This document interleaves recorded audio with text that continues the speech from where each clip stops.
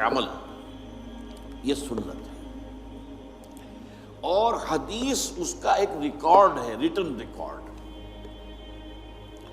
سنت کو معلوم کرنے کے دو ذرائع ہیں، ایک حدیث جس پر ہم گفتگو ابھی کریں گے مزید، ایک امت کا تواتر عمل۔ حضور کو عمل کرتے ہوئے دیکھا صحابہ نے تو آپ کی پیروی کی، آپ کی نقل کی۔ صحابہ کو عمل کرتے ہوئے دیکھا تابعین نے تو آپ کی ان کی پیروی کی اور ان کی جو ہے ان کے نقش قدم پر چلے۔ تو اس طرح ہوتا ہوتا نسل بعد نسل تواتر کے ساتھ بہت سی چیزیں ہیں جو امت میں منتقل ہوتی چلی آئی۔ تو یہ تواتر عمل جو ہے امت کا، یہ سنت کا علم حاصل کرنے میں دوسرا اہم اس کی سورس ہے۔ عام طور پر لوگ سنت اور حدیث کو مترادف سمجھ لیتے ہیں، یہ دو الفاظ مختلف ہیں، ان کا مفہوم جدا ہے۔ اب حدیث اور سنت یہ دونوں الفاظ جو ہیں اللہ کے لیے بھی آئے ہیں، رسول کے لیے بھی آئے ہیں۔ مثلا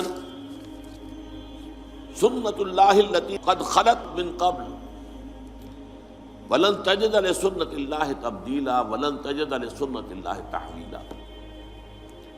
یہ اللہ کا قانون رہا ہے، طرز عمل رہا ہے، اللہ کا تعامل رہا ہے ان لوگوں کے بارے میں جو پہلے ہو گزرے ہیں، اور تم نہیں دیکھو گے کہ اللہ کے سنت میں، اللہ کے قانون میں، اللہ کے طرز عمل میں، اللہ کے تعامل میں کوئی فرق واقع ہو، نہ تبدیلی نہ تحویل۔ اسی طرح فرمایا سنت من قد ارسلنا قبلک من رسلنا ولن تجد لسنتنا تحویلا۔ یہ اللہ کی سنت، اللہ کا قانون، اللہ کا طریق عمل، اللہ کا طرز عمل ہے ان سب کے بارے میں جو نبیوں اور رسولوں میں آپ سے قبل گزر چکے ہیں، اور آپ اللہ کی سنت میں کہیں کوئی تبدیلی نہیں پائیں گے۔ تو یہ اللہ کی سنت ہے، تو رسول کی سنت اور اللہ کی سنت۔ اسی طریقے سے حدیث سورہ نساء میں فرمایا وَمَنْ أَصْدَقُ مِنَ اللَّهِ حَدِيثًا۔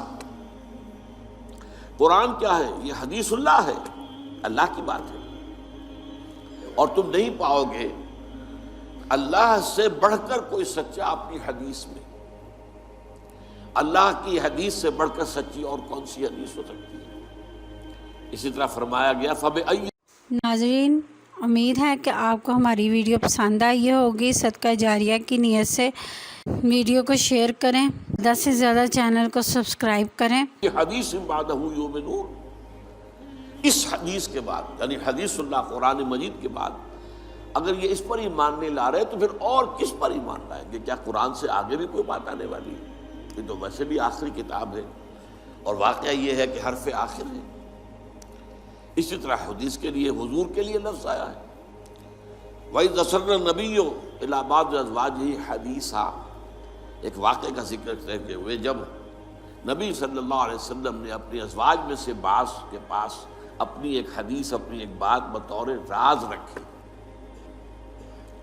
تو سنت کا لفظ بھی سنت اللہ، سنت رسول، حدیث اللہ، حدیث الرسول صلی اللہ علیہ وسلم۔ اب چلیے حدیث کسے کہتے ہیں؟ دو موٹے الفاظ یاد کر لیجئے۔